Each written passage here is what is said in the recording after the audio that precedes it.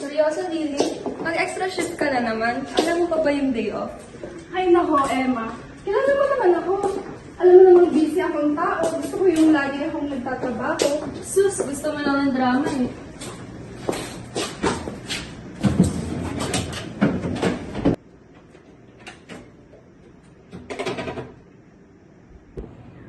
Narinig niyo ba yung sinabi niya kahapon?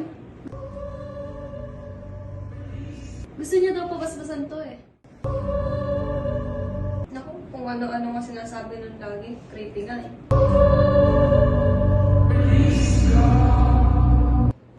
Guys, alam niyo naman na nasa mental hospital tayo. Siyempre, hindi niya sinasadya yun.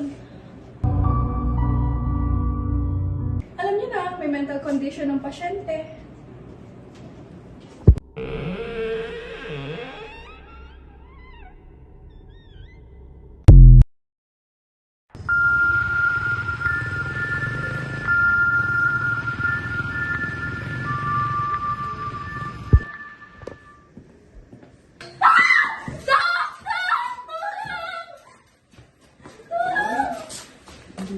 Isa ito ang crime scene. Lumabas kayo lahat. Kailangan niyo magpa-autopsy agad.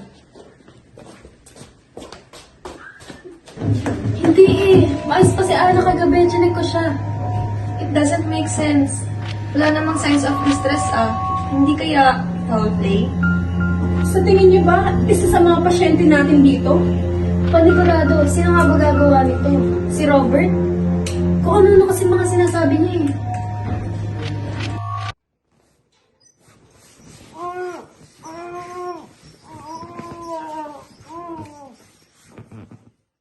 Patay na naman! Hindi na to coincidence! Isa na tong sumpa! Hindi na to coincidence. May gumagawa na nito. At dapat na rin maghahanap ng sagot. Hindi ko nahihintay yung susunod pa. Anong sinasabi mo? Kailangan natin mag-confront ng kung sino man? Alam mo naman, delikado yan. Hindi naman natin sila kailangan confront, okay? Ang kailangan natin, mag-observe ba?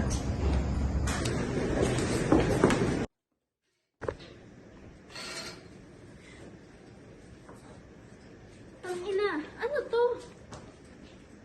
Ano yung bawal?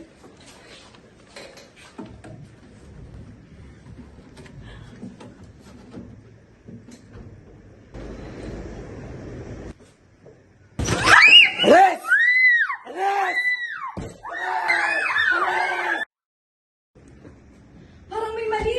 May mali talaga. Hindi yung magagawa ni Robert. Nasa constant observation siya. Ano sinasabi mo? Na iba yung pumapatay? What if isa sa mga staff? So ano pinapalabas nyo? Isa sa atin ang gumagawa nito? Ay nako, hindi ko na din alam. Hindi ko na talaga alam. Ha? Kasi kung hindi natin malalaman kung sino yung tunay na pumapatay, tayo ang isusunod. Nasaan si Grace? Simula nung magsimula ito, umiba na ang kilos niya. Hindi kaya... Diyos ko, si Grace! Tara na, umalis tayo dito. Anong meron?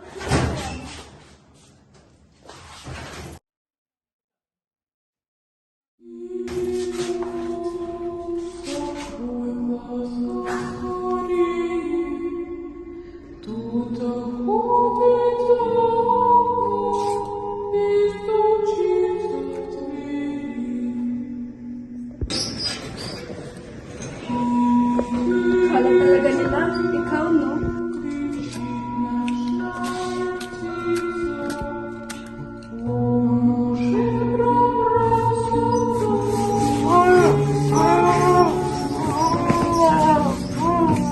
Pero, intindi mo naman, di ba? Ang importante,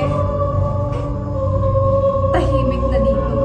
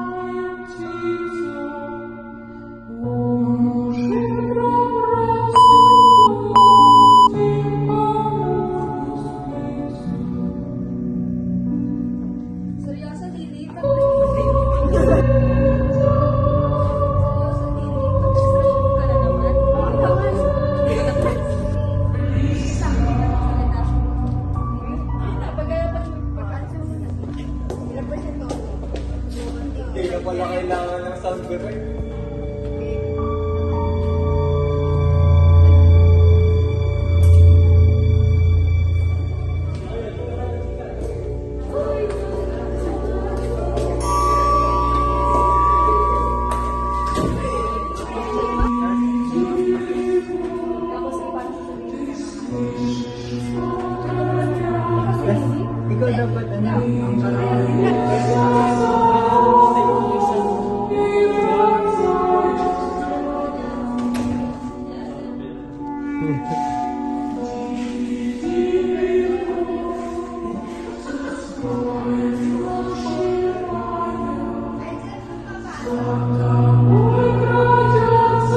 Alam ko may ano ate niya.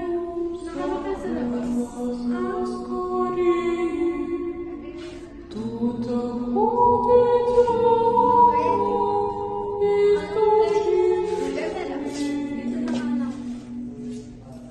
Oo, baka naman mukha. Kaya dito lang.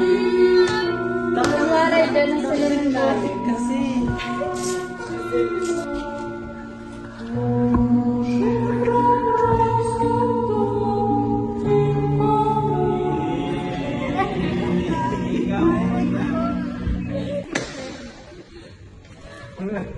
Ayoko.